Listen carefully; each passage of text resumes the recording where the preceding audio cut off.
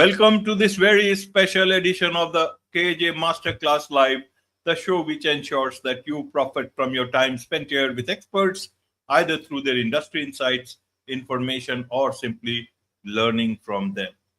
And today we have with us Darrell Berry. He is a retired Army officer. He has worked in intelligence and also served during the Don't Ask, Don't Tell period in the US Army. And we'll be talking about the inspiration behind his mystery novel exploring gay service members and biological warfare during that Don't Ask, Don't Tell era. We'll talk about real world military insight with bold storytelling that sheds light on identity, silence, and systemic change. Welcome to the show, Darrell. Thank you very much, AJ. Nice to be here. I'm excited to be with you. You are welcome. Welcome to the show, Darrell. Welcome to India in this online form. And I'm sure not just in India, but a lot of people will benefit from what we are going to talk right now. We'll talk about the Don't Ask, Don't Tell era. We'll talk about secrets. We'll talk about the service and also about untold stories that you have mentioned about in this book. So we'll talk about all this. But before that, let's learn a bit more about you from you. About your journey, your story, so that people know who they are listening to. Okay. Well, Darrell Berry is my name. I'm a Texan, came from a ranching community. My profession was in the military. I was in the Army for 22 and a half years. And I did work in the part of the time in biological weapons. That is a secret area. Let me say right now, everything in my book is absolutely above board. There's no secrets in my book at all. No military secrets. Then after I retired, I had another profession, and now I'm totally retired. But yes, and I wrote the novel in the time period of Don't Ask, Don't Tell, which was 1994 through 2011. Although I did write about, some of the people in the book I had known, but there was no one person. They were a compilation of people that I put together in the book, but it is totally fiction. So Texan, Army, and now retired. And I'm an avid reader, and I always wanted to write a book that was fast paced. And I love mysteries, so I wanted to write a mystery novel, and enjoyed doing it, even with all of its ups and downs. And hopefully, I've written a page turner for everyone. Absolutely, page turner. So let's understand a bit about your life in the Army and what was that period. A lot of people, will not. I also didn't know anything about Don't Ask, Don't Tell period. So it's fascinating, something new for me to also learn. So a lot of people may not have heard about it. What was that period? Why was it called, the Don't Ask, Don't Tell period in the US Army? And 1994 to 2011. So that's around 17, 18 years of it's a good amount of time. Why was that? Give us a bit of it is. Yes. Before Don't Ask, Don't Tell, it was against the law to be in the Army and be gay. You could not be homosexual and be in the Army. Well, of course, there were a lot of homosexuals in the Army, but you couldn't be out. If you were found out about, you were discharged. Or several years before that, you may have been jailed. What President Clinton did was he decided to have this policy, Don't Ask, Don't Tell, and it was very simple. No one could ask you if you were gay, homosexual, men or women. They couldn't ask you, and you couldn't tell them. So it was don't ask somebody that they're gay, and whoever's gay, don't tell anyone. Well, it sounds okay, but still, it was a very, very, very conflicted time, because people were still thrown out of the Army, or the military, I should say, because for whatever reason they were found out. that could be, a multiple reasons. So it was just really kind of a Band-Aid put over the issue of gay service members. And it was for a long time. And then after Don't Ask, Don't Tell, President Obama said, nope, no more Don't Ask, Don't Tell. Like in 2011, it's perfectly fine if you're gay, man or woman, you can serve. No discrimination, you're good to go. So it was a weird, Don't Ask, Don't Tell was a weird time period where it was not okay to be gay, but if you just don't say anything about it, we're not going to press it unless we catch you in a compromising situation or something like this. So that's what that, but again, a lot of people were found out and were kicked out during that time. But that's basically in a nutshell what Don't Ask, Don't Tell was. Absolutely. So I'm trying to understand, was it good? What is bad? Why was that policy brought at all? Means was earlier policy, which was, I don't know about that, what earlier was prior to 1994. It seems to me what it was, and other people may differ, but it seems to me it was a transition. Clinton wouldn't go so far to say it's okay to be gay in the military in 1994. He wasn't ready to go that far, to take that big leap from it's against the law to it's okay. So what he did instead of that was this kind of strange situation where we'll just say, we'll just try to ignore it. We're not going to ask you, and you don't tell us if you're gay. It was very bizarre. Very bizarre. Right. So if it was bizarre, so how was it on the ground? Means, and you talk about that people were thrown out of the army because of this, and that is where I guess your novel also comes in, with a small group of high-ranking officers and some trying to get rid of gay men and women in the military. Means that is where the intrigue starts. Darrell, tell us now. You say no military secrets, but then this is intriguing. People will say it must have happened at that point in time. Tell us what is in the book, what is on the ground in reality. Okay.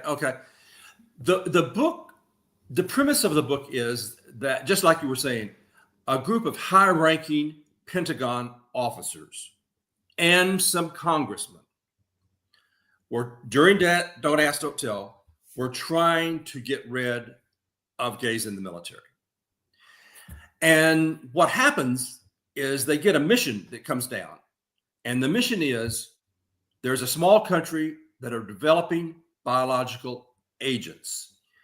And we need to secretly go over and find out what they're doing. Are they developing agents in quantities large enough to weaponize? As they were planning this mission, it was apparent that it was very, very dangerous, and most people would get sick and die. So it became nearly, how can we even do this? It's the morbidity and mortality rate is just too big. But one of the officers said, why don't we do this? Why don't we spy on suspected gay men and women in the military, bring them together in a small post here in the US, train them up, and send them over to spy on this foreign country? Because if they do get sick and die, which they probably will, who cares? They're gay. We're trying to get rid of them anyway. That's the premise of the book. And so it takes us through those waves. So although that's fiction, what's true about it is, during Don't Ask, Don't Tell, there were a lot of people that wanted to get gays out of the military. That's a fact. And of course, it's a fact. Everybody knows this, that countries are working on biological agents. So I felt comfortable putting those two together because those were two realities. I just couldn't go deep into the biological part because then you can run into top secret stuff. But that's where the roller coaster of events start. They've spied on them. They're trying, which was illegal. They're trying to get them together and hold this thing together and get them over there. They want to find out if this country's developing these agents, because that's going to be a big. If they find out that this country's developing agents, that's a big plus for the generals. I mean, they're going to be, shining. And of course, if everybody gets killed, well, that's okay. And it gets a little bit more involved than that, of course, in the book. But that's kind of what it's about. Absolutely. So, which part is is pure fiction? Is it the Pentagon part in your book, or also it's this whole story? What is the truth on the ground? What did such a thing ever happen in reality? Not to this degree, but yes, it did happen. Let me give you one example on how the book starts off and how they're spying on soldiers. And this did happen. I mean, this happened. I could tell you this happened personally to me. I was in a bar, and someone came over to me in this bar and leaned over and said, "They're here." That was it. They're here. Well, I knew what he meant. He meant that military police were either in the bar or outside trying to get in. So, you could either just being aware of that made a big difference, because, I just sit there with my drink, because they're not gonna. There was nothing that they could do with me unless I was entrapped or something like that. But that type of thing went on all the time, where military police or others would come in and try to see if people were engaging in any, type of what they would consider homosexual activity, or just spying however they could. That was absolutely true. That happened. Now, in the book, it gets it gets more entangled than that. So people were constantly on guard about where they went, who they talked to, problems of getting entrapped. Mainly it was keep to yourself, keep your head down, work hard, and make sure that your private life and your professional life are separated. Right. When did you get this idea of writing this book? Early this morning? Actually, at the end of my career, I don't know why I wanted to write a book. I love to read, and I thought, maybe I could write an interesting book. And I guess it just kind of was born out of what I knew. Obviously the things that were going on in the military about the gays and the field that I was working in. I don't know. I just kind of, put them together, and the basis of it was true. But then, I mean, when people read the book, they'll see it goes far, far deeper and far more exciting, I hope, into what happens to these folks, and do they make it back and all this. But it was at the end of my career. As a matter of fact, I wrote some of it, put it up on a shelf, wrote a little bit more, retired, put it up on the shelf, and then I said, you know what? If I'm going to do this, I just need to sit down and write it. And that's when I just sit down and really wrote the book out, which was fun. So, when did this book come out? Then I originally I self-published many years ago, but I just had it published by Atmosphere Press, and it was released last month in May the 6th, I think. So it's out now. It's on Amazon. Wonderful. So, you call it in your details that this is not a gay book. It is a book that deals with gay members of the armed service. Why do you feel otherwise people will start thinking that it's that sort of a book? Thank you, AJ. Thank you very much for bringing that up. And let me say it again. I did not want to write a quote gay book where there was, gay characters and in relationships or just acting out or whatever, whatever people think a gay book is. I wanted to write a book that happened to deal with gay men and women in the military. So, in other words, I didn't want this to be only to be put in a gay bookstore or something. I wanted it to be a regular book, but the subject matter dealt with gays and and biological warfare. Absolutely. So, in terms of this particular book, and the gay characters in there, with the change in administration, with gradual changes within the military, and with the latest,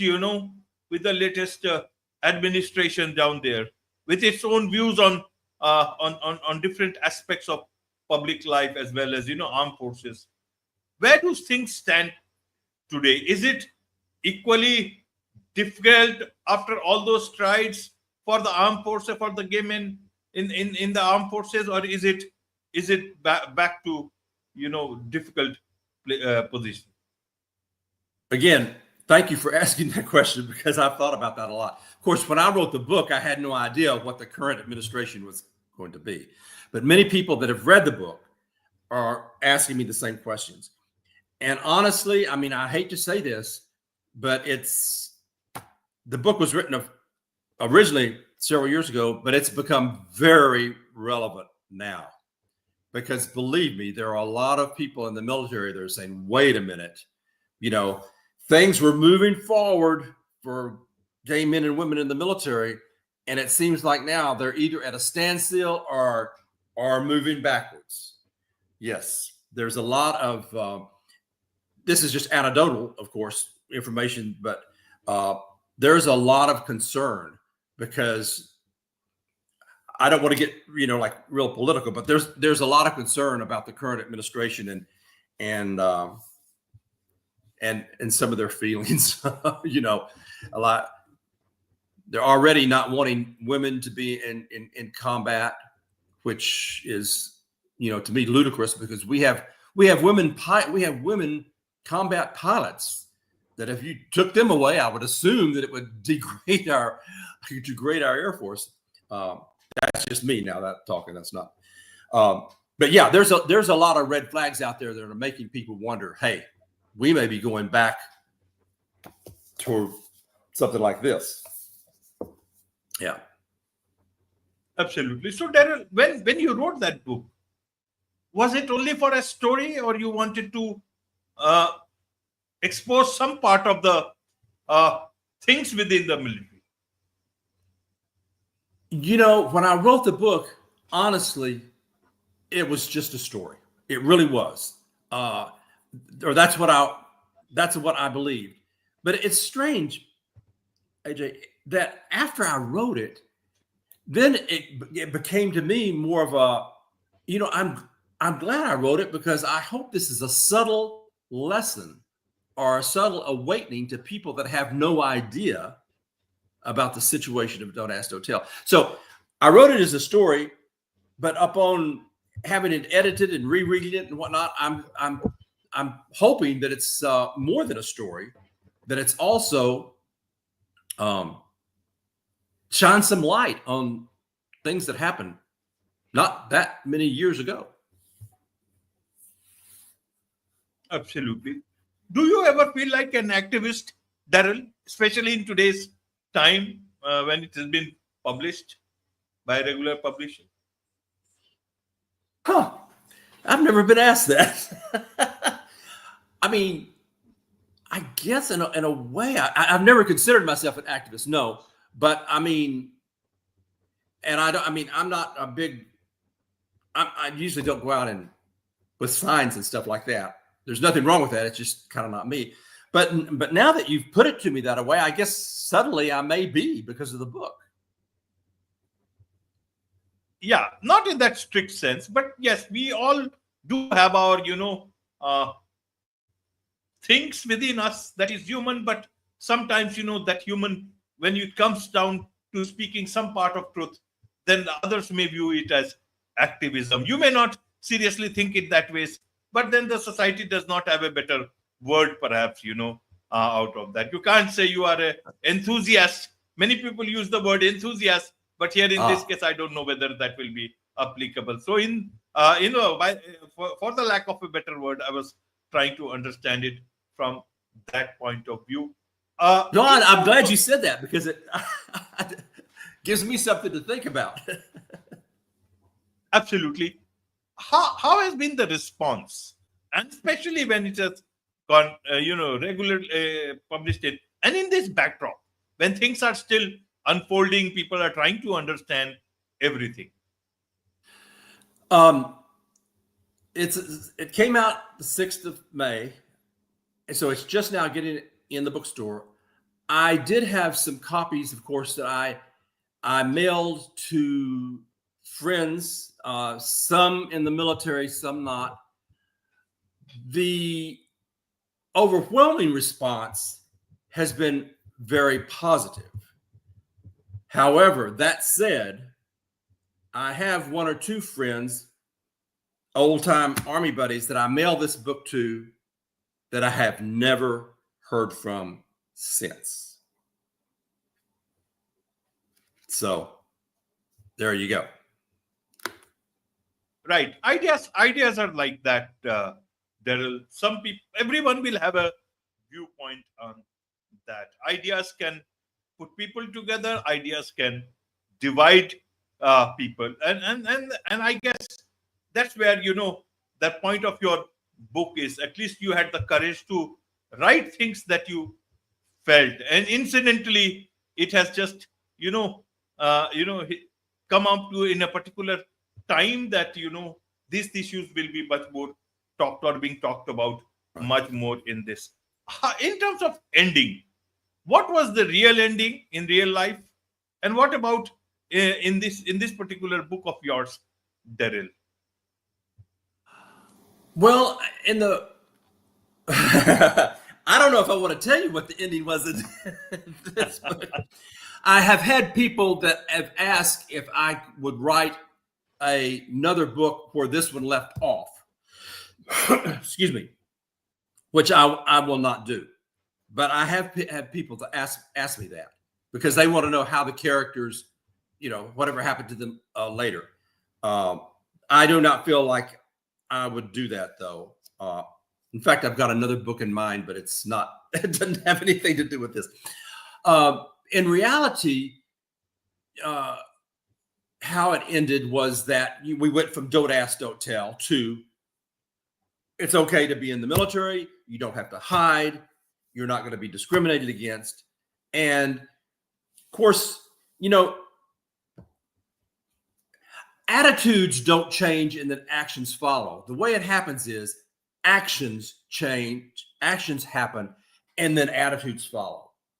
So I think that things were getting better and better and better and better and better, really, as the years go by, because the decree was made, it's okay to be gay in the military. And so attitudes kept changing and changing until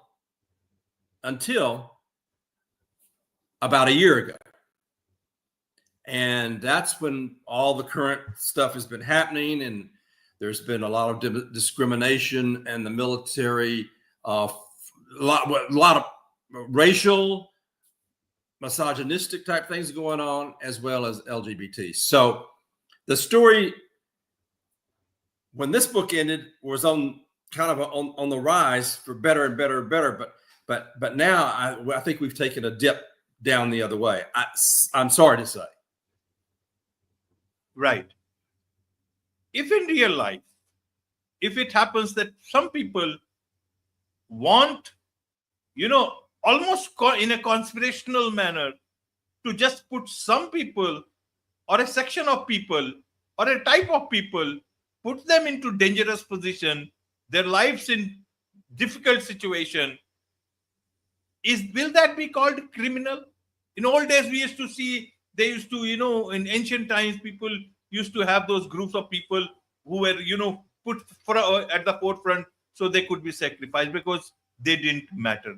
Have we gone to those times as it looked like in some part in real life, and more explained in your book? And does that make America great? You know,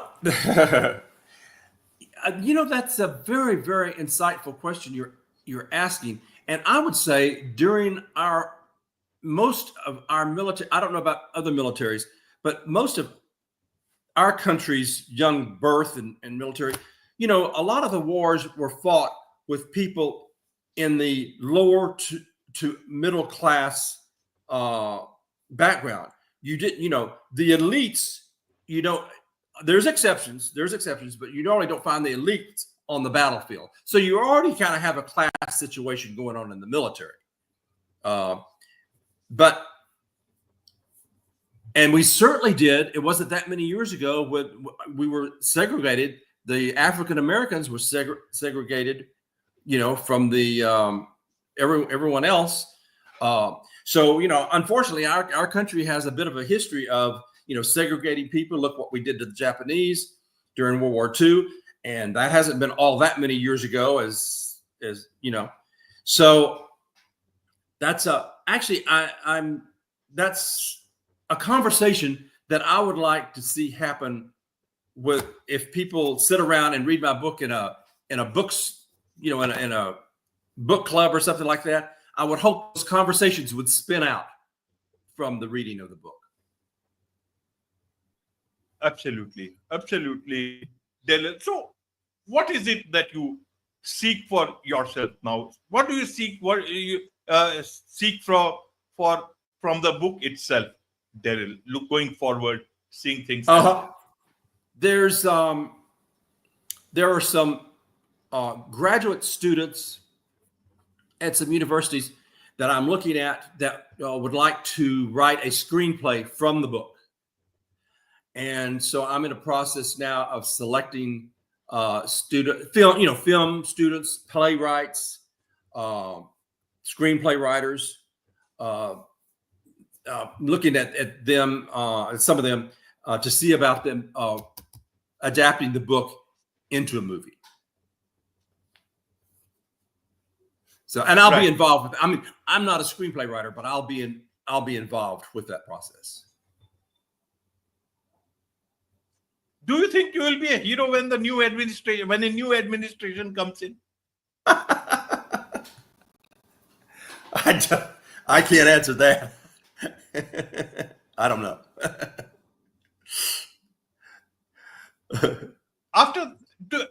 Has anyone from the military or at any place tried to connect with you that you are talking about those times? Generally, people are very tight-lipped, especially as we see some of the, these are such institutions. Generally tight-lipped, yes, they are. They are. And of course, it hasn't been out but 30 days, not even 30 days. So, and I made sure that I noted in the book, and that, absolutely the book is fiction.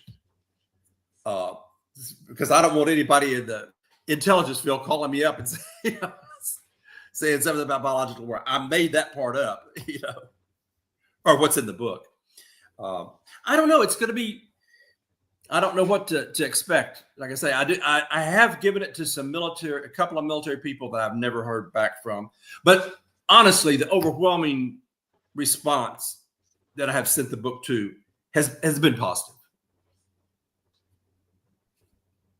Have you ever realized that it takes a bit of a more courage than others to write a book like this, Darrell?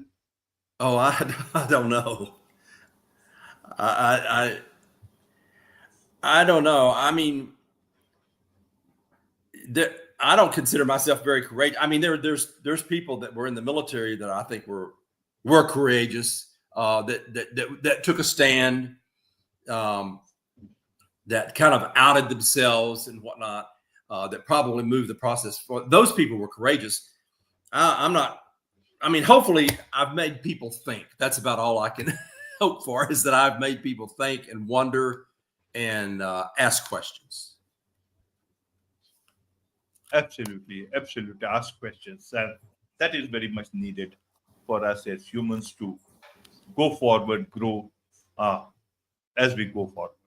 There is so much to learn about all this from you, Darrell, and especially from the way you have from real life to put things into perspective into through a book. And incidentally, it's the history now. It has come up in a different manner altogether, and it is it has created its own wave. And we'll all can have to watch and see how this all how far these waves go, how far it resonates with people, even for those people who are not connected with military but are connected with the way some of the people conduct their business. And what is the best way for people to connect with you? They will get hold of this book. The book is readily available on Amazon, through Amazon.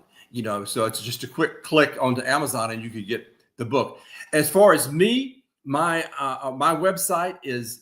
May I give you my website? Yes. It's okay. dberrybooks.com. I don't know if you can see that. dberrybooks.com. That's the best way to get in touch with me. I mean, I have an email too, but yeah.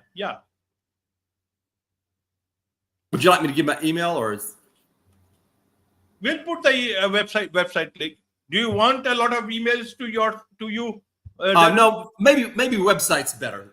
Yes. dberrybooks.com.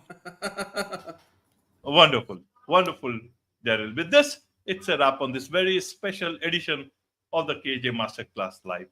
Thank you so much indeed for joining. Thank you very much for having me.